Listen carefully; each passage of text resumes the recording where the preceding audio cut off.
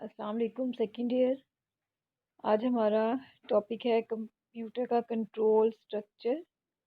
हमने देखा था लास्ट टॉपिक कंट्रोल स्ट्रक्चर क्या होता है, तो उसमें हमने सीक्वेंशियल स्ट्रक्चर को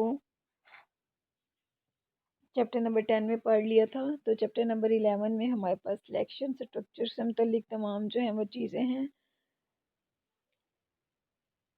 तो आज के टॉपिक में हम देखेंगे कि सिलेक्शन स्ट्रक्चर क्या होता है और सिलेक्शन स्ट्रक्चर कौन कौन से जो हैं वो सी लैंग्वेज में हमारे पास अवेलेबल हैं।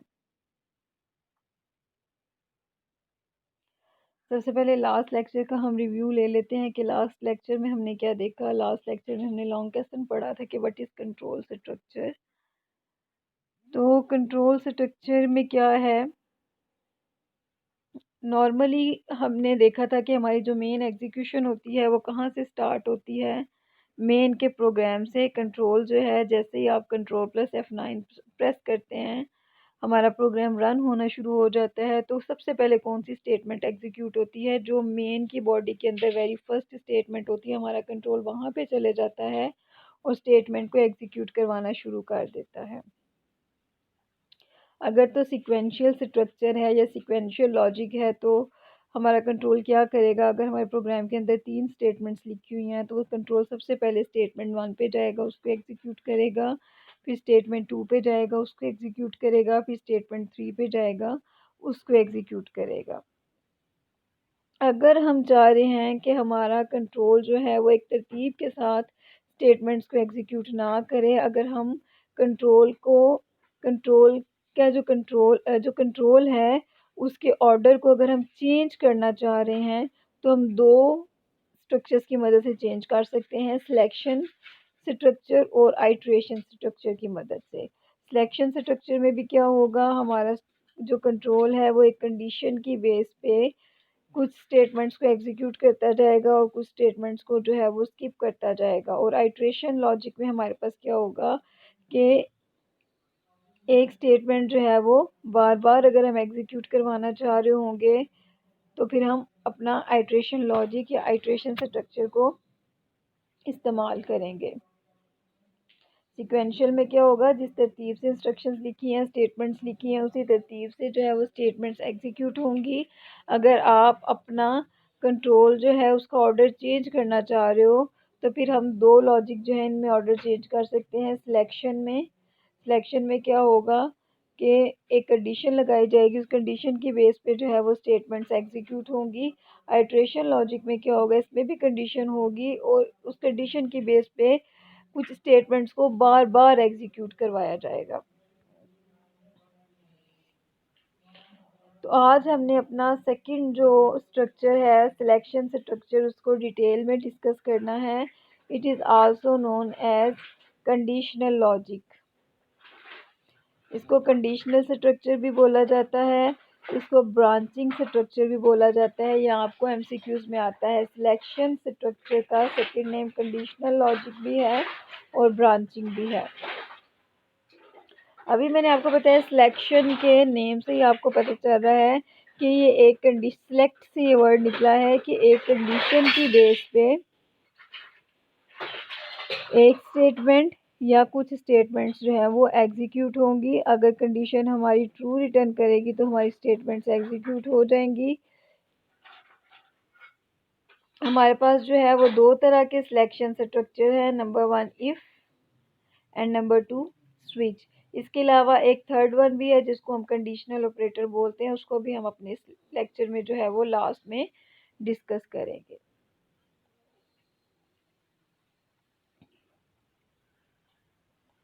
आज हमने जिस स्ट्रक्चर को पढ़ना है, सिलेक्शन स्ट्रक्चर की जिस टाइप को पढ़ना है, date is if.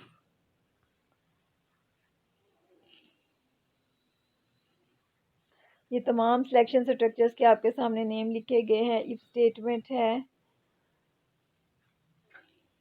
Switch statement है, कंडीशनल ऑपरेटर है, गो टू स्टेटमेंट है। ये हमारे पास जो हैं पहले तीन ये सिलेक्शन स्ट्रक्चर हैं और ये जो आपको while, do while and for loop नजर आ रहे हैं ये हमारे पास आइट्रेशन स्ट्रक्चर है।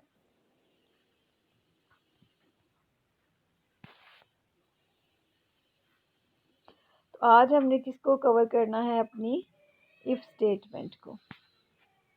डिसीजन मेकिंग स्ट्रक्चर का मतलब होता है कि एक कंडीशन होती है, उस कंडीशन की बेस पे डिसीजन लिया जाता है कि कौन सी स्टेटमेंट जो है वो एग्जीक्यूट की जाएंगी।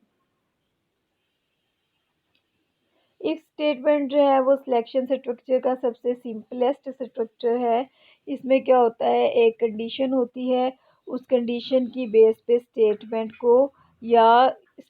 या तो एग्जीक्यूट होती है या स्किप हो जाती है। इसमें क्या होता है, अगर तो हमारी कंडीशन ट्रू है तो ट्रू के केस में जो भी स्टेटमेंट लिखी है वो एग्जीक्यूट हो जानी है, और अगर हमारी कंडीशन फॉल्स हो जाती है तो nothing will happen. If statement का सेंटेक्स आप लोगों को याद होगा, दोबारा से बताती जाऊँ। सेंटेक्स का मतलब है कि इफ स्टेटमेंट को जब भी आपने अपने प्रोग्राम में यूज़ करना है तो उसको यूज़ करने का, उसको लिखने का तरीका क्या है, उसको हम सेंटेक्स बोलेंगे।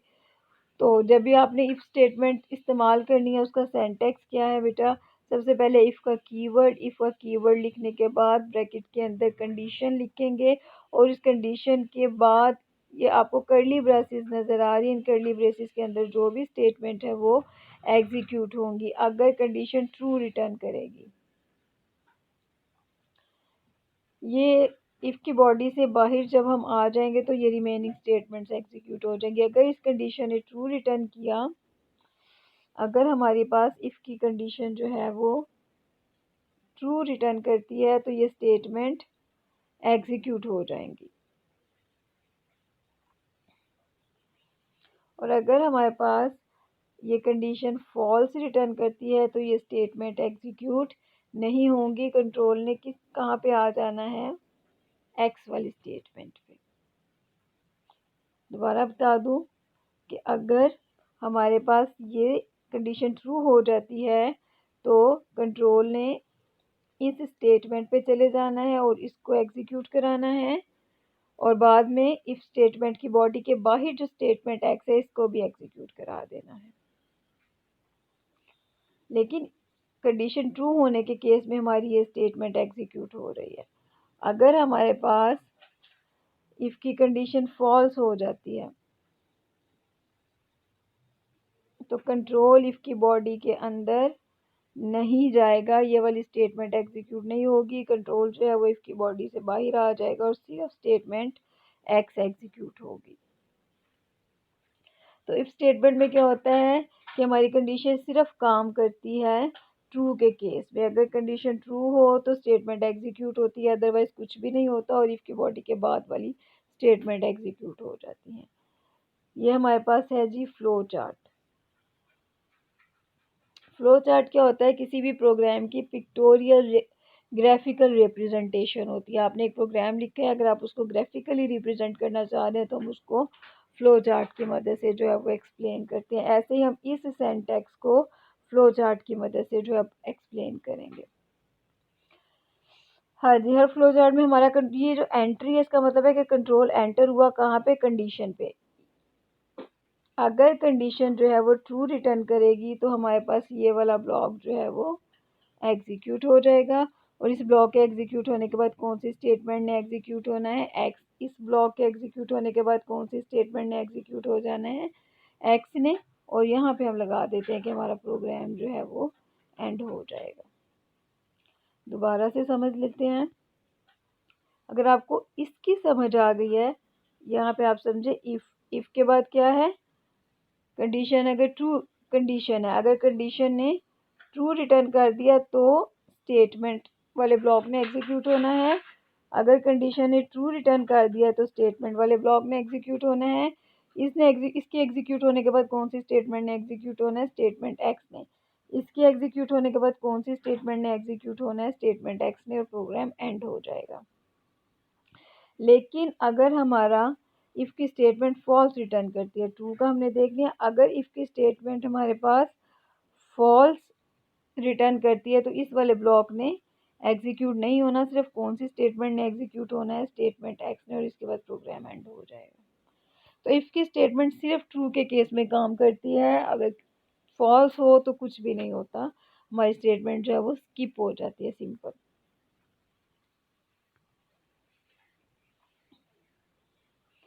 आपकी आईटी सीरीज़ की बुक में प्रोग्राम नंबर 11.1 है, उसको देखते हैं। राइट ए प्रोग्राम, एक प्रोग्राम लिखना है डेट इनपुट मार्क्स, जिसको यूज़र ने कौन सी वैल्यू देनी है मार्क्स की, और उस मार्क्स की बेस पे कौन सा मैसेज डिस्प्ले करवाना है, कंग्रेचुलेशन यू हैव पास्ड। अगर मार्क्स जो हैं वो मोर देन है 40, अगर मार्क्स मोर देन 40 हैं तो मैसेज डिस्प्ले होना है कॉन्ग्रेचुलेशन। इसी में देखें कि हमारे प्रोग्राम का लॉजिक बन गया। सबसे पहले हम प्रोग्राम को छोटे छोटे हिस्सों में डिवाइड कर लेते हैं। सबसे पहले क्या करना है, राइट ए प्रोग्राम डेट इनपुट मार्क्स, एक प्रोग्राम लिखना है जिसमें किस वेरिएबल की वैल्यू हमने यूज़र से लेनी है, मार्क्स की। तो आपको भी पता है कि मार्क्स हमेशा कितने होते हैं, 40, 50, 30, 30.5 भी हो तो हम उसको राउंड करके 36 कर देते हैं। तो हमारी जो मार्क्स की डेटा टाइप होगी वो कौन सी होगी, इंटीजर। तो हमने एक वेरिएबल डिक्लेयर कर लिया इंटीजर मार्क्स, और इसकी वैल्यू किसने एंटर करनी है, यूज़र ने। जब भी हमने यूज़र से वैल्यू लेनी होती है तो हम कौन सा फंक्शन इस्तेमाल करते हैं, स्कैनफ का।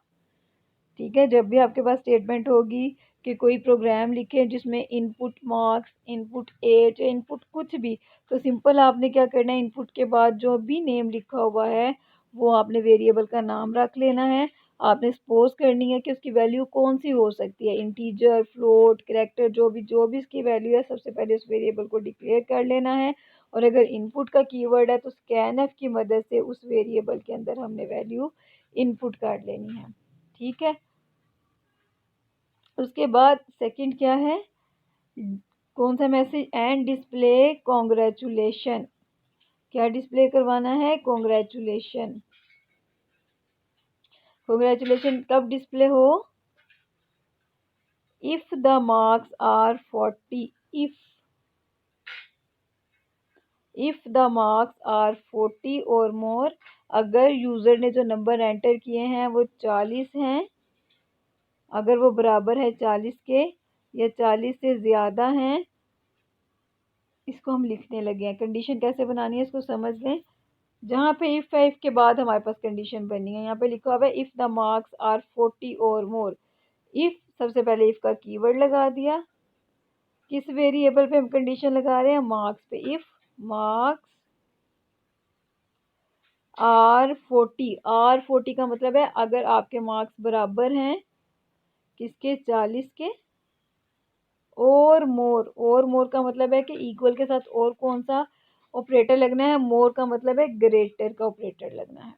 अगर मार्क्स ग्रेटर हैं यानी मोर है 40 से, या आर या इक्वल है 40 के, तो कौन सा मैसेज डिस्प्ले करा दो। डिस्प्ले का मतलब है प्रिंटफ की स्टेटमेंट। क्या मैसेज डिस्प्ले करवाना है, कॉन्ग्रेचुलेशन। जो भी मैसेज है उसको आपने इसके अंदर लिख दिया, लें जी प्रोग्राम एंड हो गया। अब इसको हम यहाँ से देख लेते हैं। तो दो काम हुए हैं, सबसे पहले इनपुट किए हमने यूज़र से मार्क्स, एक मार्क्स का वेरिएबल लिया, इसकी वैल्यू ले ली हमने यूज़र से। दूसरा काम कौन सा करना था, अगर मार्क्स आर 40 यानी कि बराबर है 40 के, या मोर 40 या ग्रेटर है 40 के, तो फिर कौन सा मैसेज प्रिंट करवा देना है, कॉन्ग्रेचुलेशन यू हैव पास्ड। और इसके बाद get C H program end. Control plus F9 करेंगे तो स्क्रीन पे एक आपके सामने कर्सर ब्लिंक करता जाएगा। वहाँ पे फॉर एग्जांपल आपने मार्क्स एंटर किए हैं 50।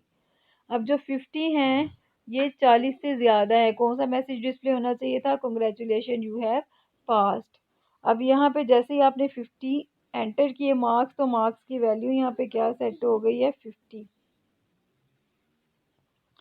तो यहाँ पे मार्क्स की जगह कौन सी वैल्यू पुट कर देनी है कंपाइलर ने, 50। 50 बड़ा है 40 से, यस।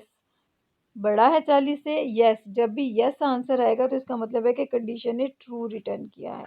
तो ट्रू के केस में हमारा ये वाला मैसेज स्क्रीन पे डिस्प्ले हो जाना है, congratulation you have passed. For example user यहाँ पे मार्क्स एंटर करता, 50 नहीं उसने किया, उसने यहाँ पे मार्क्स एंटर कर दिए 30।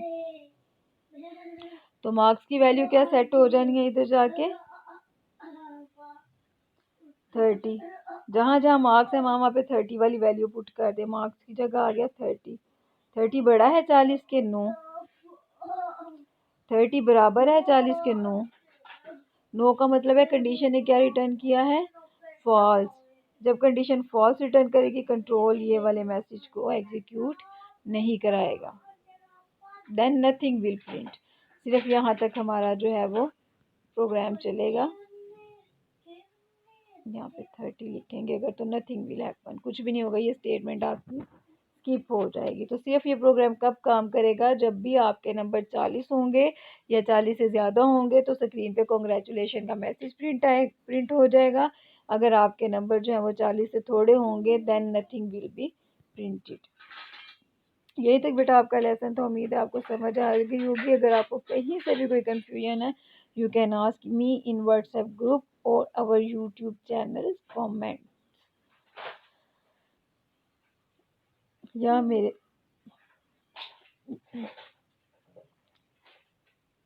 अल्लाह हाफिज। हाँ सुनाओ बेटा।